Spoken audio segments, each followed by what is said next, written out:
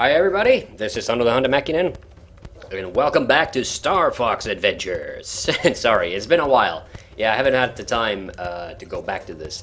And I think this time we will be going to see Crystal, so we're finally getting to the sexy part. And I think the Krasoa guy is gonna show up to talk to us. Yeah, I knew this was gonna happen at the end of the episode. And yeah, his eyes are like that because he's got the Krasoa spirit.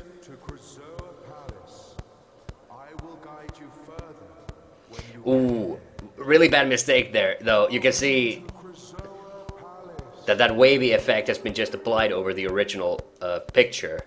Ooh. And that, oh wait, I want to take out that guy because... God damn it, he's gonna touch all of them. Yeah. Yeah, so,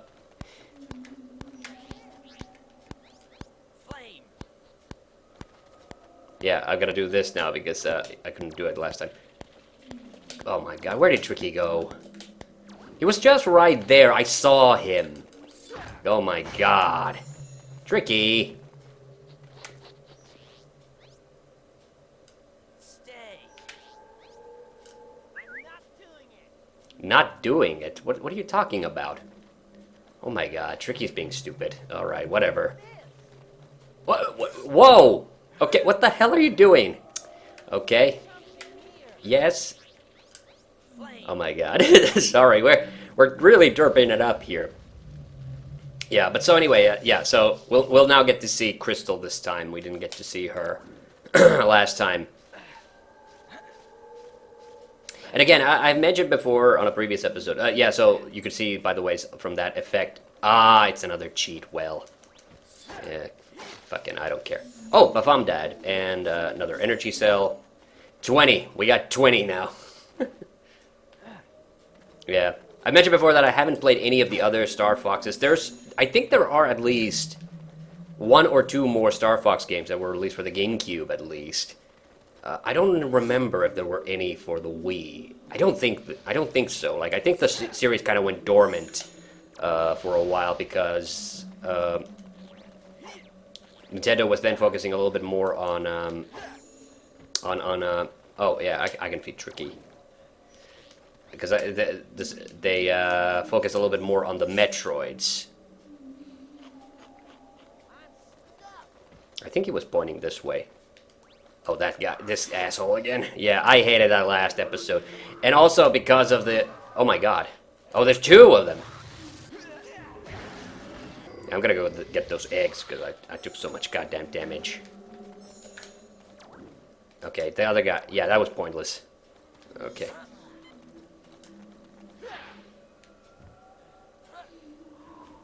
Okay, I'm supposed to take this somewhere. I clearly didn't succeed!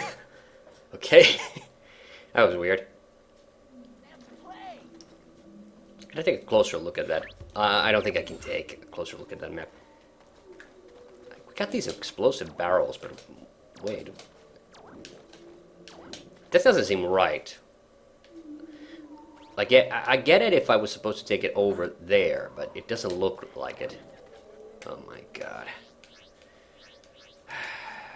Where's the, there.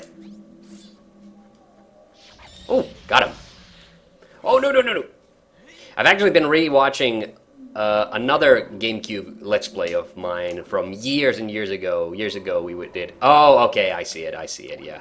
That's what we gotta do. Years and years ago, we did a Let's Play of the Eternal Darkness, which is, you know, one of my... actually, I would argue that's probably my favorite GameCube game. Without question. Hesitation. And that one was made by Silicon Knights, a company that doesn't exist anymore. And I remember already now a good number of years, maybe it was 2013, 2014, they were, the ex-members of that studio were actually working on a kind of a spiritual successor, but it never came to fruition. Oh. Oh, no, no, no, no, no. I was dumb, but I got it, yeah. Because they were working on a spiritual successor to that game. Oh, now I know. Okay, I see. I remember this place. And, yeah. And there was apparently something kind of shady going on behind the scenes, so... I don't know what those Silicon Knight guys are doing these days. I thought that when they showed the trailers and stuff, you know, I thought that the game looked promising. But then nothing ever came of it. And I think what I suspect is that they just ran out of money. I wonder if they had like debts that they never paid or something like that. Yeah. You know, it is sad. I do think it's sad that some game developers from yesteryear that they end up under, you know... I mean, sometimes you get like rotten luck. Like the game industry can be a bit brutal, but yeah, because I don't know what the full story is with that. I don't want to say one way or the other. Yeah. Also, speaking of yesteryear gaming stuff, I still haven't played the new Monkey Island, but it's been announced now that it's coming to GOG. So, you know, I didn't have doubts that it wasn't, but oh, I misjumped. Yeah. Oh my God, all the way here. Yeah, but now it's been announced that it's coming to GOG. Wait, I lost my sense of direction. Where am I? Yeah, this is the way, yeah. So, they announced it on GOG, so, but they only announced that it's coming soon, so it's TBA right now for GOG. But, you know, the fact that they have it, like, the game came out a couple of months ago, and that they're now already getting it on GOG is actually really good. Now, do I still think it's a bit dumb that we still had to wait on GOG? They couldn't, like, release it straight away because there's, you know... There's no reason why they shouldn't have.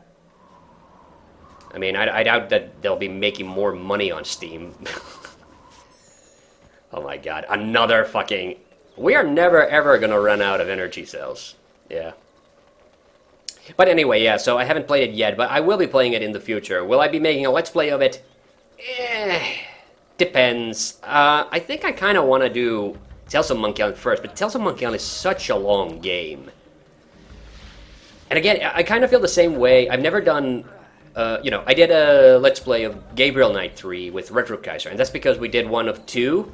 And I think 3 and 2 are the kind of games that are well suited for Let's Play material. There's so much, like, funny shit in those that you can talk about with a friend. Oh.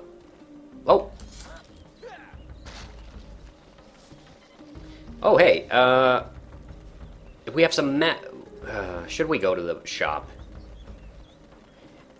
You know what? I will be coming through here anyway. I'll go to the shop some other time. We'll now go to the Krazoa Palace because that's kind of we're on what episode 9 of this fucking Let's Play. We still haven't seen. Well, we've seen Crystal at the start, but we haven't seen Crystal since the start, and that's why I was about to say about those GameCube games. I really would want to play some of those just because I do want to see more of Crystal. And by the way, in case you don't know, yes, that there's this famous, I guess sort of semi-famous cosplayer Are you ready to go to Krazoa who's called Rubinikettu. The name literally means Ruby Fox. And her dealio is that she's a Crystal cosplayer, and you know, I think that's pretty dope. You know, I think that's pretty dope. Like that's the second most famous furry costume. Because, you know, the guy who played Chewbacca in the new Star Wars movies was also Finnish. So now we have 2 famous furries out there. And I'm proud. I am legit proud of that. So this is Krazoa Palace. Okay, Tricky. Let's find out where we can release the spirit. Tricky? Tricky! Oh no, no Tricky for Krazoa Palace. Sorry, I forgot to tell you. I cannot walk dinosaurs. That's a shame. I can still hear you, Fox. Did he leave his radio with him or something? Like, otherwise he shouldn't be able to. Oh yeah, I do remember this was a bit bullshit. I think there's like a really dark, or maybe it's not yet, but there's like a really dark room at some point. I seem to recall. Or either that or I'm mixing this up with another game. Yeah. Okay, something, again, which I've been thinking about, should I do a video out of, but and I honestly did contemplate it for a bit, but then I decided, nah, I don't want to do it because you know, I hate talking about stuff that's kind of depressing or anything. But it was something that bothered me, and something, you know, I felt like I was going to address it somewhere. And since I'm going to be talking about some random crap while playing this game anyway, in the summer, at the end of summer, oh, it is this, yeah, I remember. So I need the, yeah. So in the summer, at the end of summer, I made a little video about the Sega Master System, and specifically, I made a video where I was talking about the different editions of the SG-1000 or the Sega Game 1000. And it was something that was like a personal, you know, something that I was personally very interested in. Oh no, I went down here and totally didn't need this. Son of a bitch. Okay. Okay, I still have a couple of those left, but yeah, I hate this part. This part sucks, because I can't see anything. There's a barrel somewhere that I need to get. Yeah, and I need to get into this crack to open the way. So, so I made this video where I wanted to talk about the 3 different versions of the SG-1000 that came out in Japan before it was made into the Master System. Is there a way for me to get more of those? Because I'm running out. I only have one left. Can I go back to the dinosaur village to get more? Oh, okay, these things contain them. Wait, is it back at the platform? Let me check. Okay, but yeah, I made that video, and the thing is, like, I was always very curious about why the Sega Master System, or why the SG-1000 had 3 revisions in the first place. So I started doing a little bit of research, and I discovered that there were a multitude of reasons. The first version of the SG-1000 was the president of Sega, because Sega was like owned by a different company for a little while, and then it became an independent company. And when the ownership changed, the first Sega was a subsidiary of another company when they released the SG-1000. But then when it became independent, the president didn't like. He didn't like the SG-1000, the way it looked. He thought that it was, you know, ugly, and I think specifically he didn't even like the game cartridges, said that they looked like tombstones. So that was part of the reason, and that's why they re-released it the first time. But then they realized that the specs of the Sega Sega Game Mark II, that they weren't good enough to compete with the NES or the Famicom, more specifically. Okay, do I just need to use... Okay, maybe I'm not seeing a barrel, so maybe I just use my staff. Let's try that. Well, there's definitely a barrel on the other side, but that didn't do anything. So they had to re-envision it again.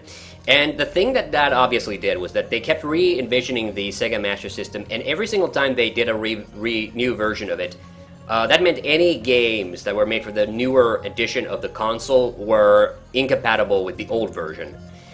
And you can probably guess what that caused. Is that meant that if somebody had bought, let's say, the first SG-1000, they couldn't play any of the games that were made for the Mark II. And if they got the 3rd edition, nobody could play the Mark III.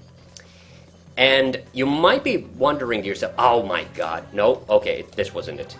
Seriously, I need a barrel. Where's the barrel? I gotta go looking for it. Oh shit, there it is. Okay, here we go. Yeah, so I'm gonna put this on just so I don't accidentally step off the edge. Now I gotta be very careful. Yeah, so, but at that point, when the Mark III was being made, you know, the Famicom was already so dominant on the market that Sega had kind of resigned to their fate. Like, okay, our console's not gonna beat Nintendo on the Japanese market, but Nintendo was at the same time already like working on, like Nintendo was at that point already like, you know, making plans for the Famicom to be turned into the NES. So, basically, Sega just re-released the SG-1000 with the plans that, okay, this console's not gonna sell very well in Japan anymore, but we will have a better chance on the North American market. So the SG-1... So the SG-1000 Mark III, or Sega Mark III, it was basically released just, it was basically just destined to fail, but because Sega had already, they knew that they had done so many revisions on it that nobody would realistically, buy the console at that point. So it was a difficult decision, and you can understand, like, no company wants to make that kind of decision, but Sega was willing to take that risk. And it sort of, paid off, not entirely, like, Sega was still, Sega was still, beat very handily by Nintendo, but yeah, anyway, the point of that video, what I wanted to make was that I've talked about Sega a fair bit in some of my other videos, and the thing is, like, it's impossible to talk about Sega without bringing up, like, all their mistakes. Oh, sorry, that was me. That was me being stupid. Okay, that was obvious. That was what I was supposed to do. Like, I was wondering, was there a significance to the force field? Yeah. So anyway, that was the whole point of the video. Is like, Sega did this weird thing with the Master Systems, or the SG-1000, but for once there was a method to the madness. Like, they didn't do it just for shits and giggles. There was actually something, and that was the whole thing with that video. Like, I discovered this cool thing about the system. I wanted to make a video talking about it, which I thought was, fun and informative and cool. And also, because, it showed that, inevitably whenever you talk about Sega, you end up talking about all the stuff that they fucked up. So it was nice to actually talk about something that, there was something positive. There was a positive takeaway, like, there was, a purpose for them doing that. Then I got this really annoying comment about this, from this guy who really hammered in a lot of little things that I said in the video that either were simplifications or shorthand for something, and I get the feeling like this guy also intentionally misunderstood some of the things I said. And I tried to be courteous. I even acknowledged, okay, yeah, I got a couple of things wrong, but there was also some things that guy just was being a complete dick about. But some of the, like I said, he did have some legitimate complaints. And when I looked at how to address that, I came to the conclusion that there was no way for me, if it was as simple as, like, putting a little notification in the comments, that would have been it. But I noticed that some of the mistakes were just so big that it would have required me to edit out, like, a big chunk of the video, or even just do it all over again from the very beginning. And I just did not have the energy. Like, I felt really good about that video when I was working on it. I really liked working on it. And now, immediately, I don't know if it was the first comment. I think it was the first comment. But, like, the very first person to comment on it, like, immediately, like, shat all over it and was a complete dick about it. And then I, like, you know what? Fuck this shit, I made this because I wanted to have fun and talk about something that I thought was cool and interesting. But clearly, like, people don't appreciate, clearly somebody didn't appreciate that. And, I don't want to, because it would have, even, I'd be thinking, like, it's just one comment. Why couldn't I just ignore it? And, like, sure, I could just ignore it. But, I had read it. And like I said, the guy did have a few legitimate complaints as well, which, I'm not the kind of person that can just let that go. And it's not as if I make those videos to, misguide. It's annoying. It's really annoying. If you want to point out a mistake I made, sure, I appreciate that. And I often thank people when they do. There's this one person who's commented on some of my adventure game videos. I think he's called Laukku or something. And I thank him every time when he points something out that I ignored or got wrong. And that's the thing, like, but this guy was a complete asshole about it. I really did not like the tone of that comment. And at that point, like, you know, if it pisses me off enough, like, I'm just like, you know, I don't really want to think about this, so I just took the video down. And I'm not gonna put it up anymore, and, you know, because, because the thing is, I don't do this, and especially, like, if I make a mistake, like, what I don't appreciate is somebody, like, when somebody decides to accuse me of lying. Like, that is the number one thing, like, that sets me off, like, what are you fucking, Jesus Christ, like, it's a fucking hobbyist YouTube channel, why on earth would I have I have zero incentive to intentionally misinform anybody. So, that kind of shit gets on my nerves. So, okay, here we go. Here's Crystal.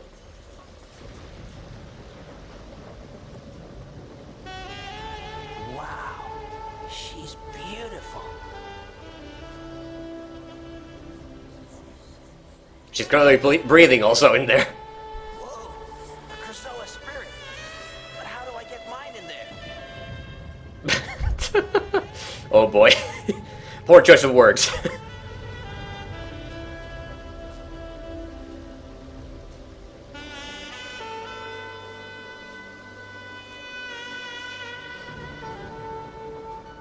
There he is, just enjoying the view. What am I doing? Peppy here! What are you doing, Fox? Release the spirit and get out of there! Peppy out! Okay, I'm going.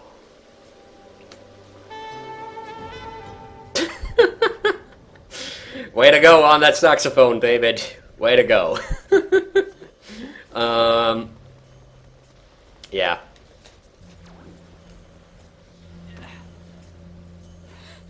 Just a second.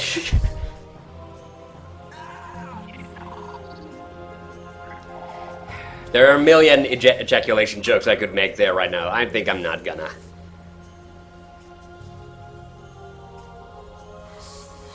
Do I just immediately get thrown out of Krasoa Palace? Now that I did that. Yeah.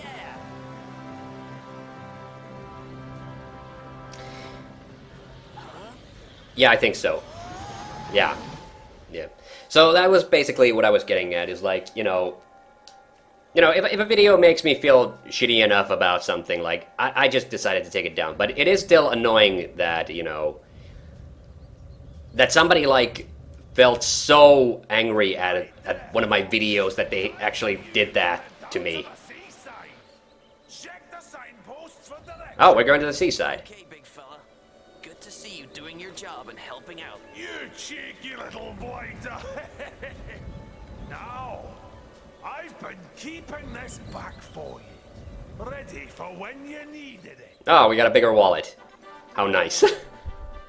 So, yeah, that's all I needed to get off my chest. And I was thinking about even making that into a video, but I thought that video would be so, disappointing. So, in the meanwhile, the video that I am working on, and should be coming out fairly soonish, it might actually be out already by the time I put this up, I don't know yet, is going to be on video game mascots, because, I'm still going to make videos about retro games, and, if people want to be shitty assholes about it, I mean, yeah, that's gonna happen. But like that was like I'm just, the only reason I'm even telling this story now is like that guy was like exceptionally shitty about it. Yeah, okay, but yeah, but I think we did. I think that's a full episode's worth. I hope you enjoyed this, and when we come back, we'll be going to the seaside. See you then. Bye bye.